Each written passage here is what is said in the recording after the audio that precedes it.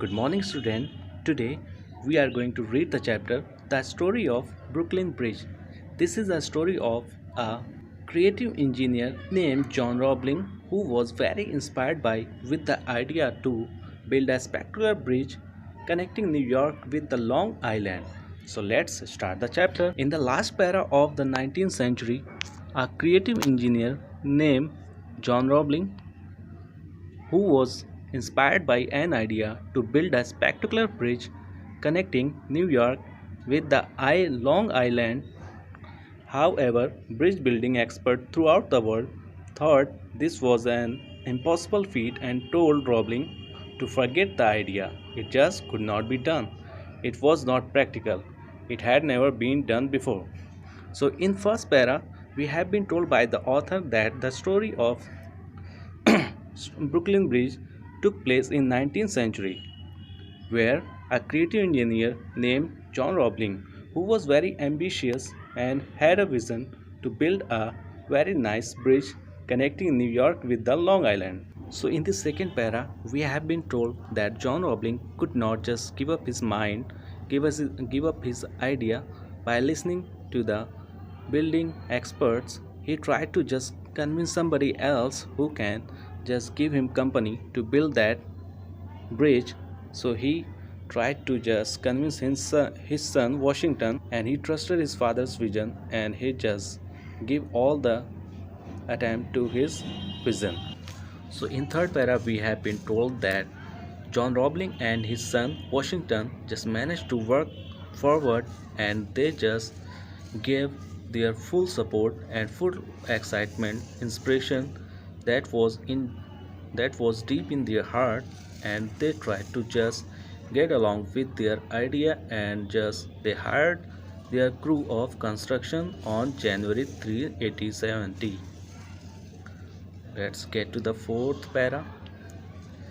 The project started well, but when it was only a few months underway, a tragic accident on the site took the life of John Roebling. Washington was injured and left with a certain amount of brain damage, which resulted in him not being able to walk or talk or even move. With no one to supervise, the construction stopped. So the fourth para has taken a tragedy. In fourth para, we have found a very bad news that John Roebling was passed away in an accident that occurred during construction of the bridge. But and Washington also got many injuries in his brain. That that was the reason he was totally paralyzed and was not able to move on.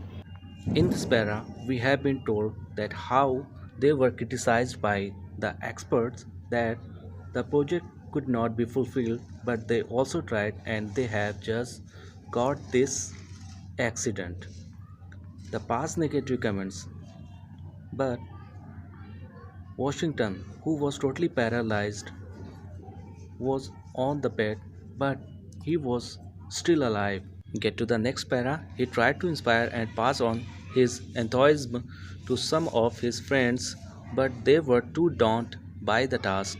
As he lay on his bed in his hospital room with the sunlight streaming through the window, a gentle breeze blew the flimsy white curtains apart, and he was able to see the sky and the tops of the trees outside. For a moment, it seemed that there was a message for him not to give up. So, when Washington was just laying on a bed in the hospital, he just got an idea to build a bridge. He got an just light that was just putting heart in him to just build the bridge again. Let's get to the next para. Suddenly, an idea hit him. All he could do was to move one finger, and he decided to make the best use of it. By moving this, he slowly developed a code of communication with his wife, Emily. He touched his wife's arm with that finger and indicated to her that he wanted her to call the crew and the engineers again. Then he used the same method of tapping her arms to tell the engineer what to do. This worked well as Emily started understanding Washington's indication by just tapping of his finger. It seemed foolish, but she conveyed his instruction to the engineers, and soon the construction of bridge was back in full swing. So one day when Washington was just laying on the bed, he just got an idea. He his full body was paralyzed, leaving one finger. So he just tried to make use of that finger. He just called his wife and tapped with that finger and gave some indication. And Emily was very sharp lady, and she just understood all the instruction given by John Robling's son Washington.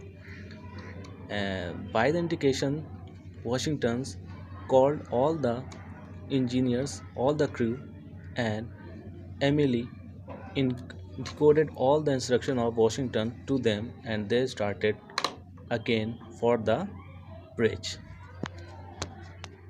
So that is enough for today. So take a quick look of the summary of the story that you have read so far. So this is a story of an engineer named John Roebling who was inspired by an idea of building a magnificent suspension bridge connecting New York with the Long Island.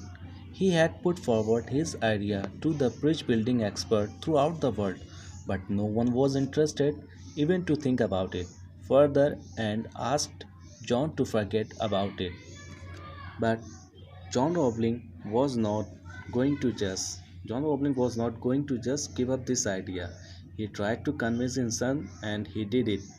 After some time, they both started building the bridge, but an accident occurred there and that took the life of John Roebling.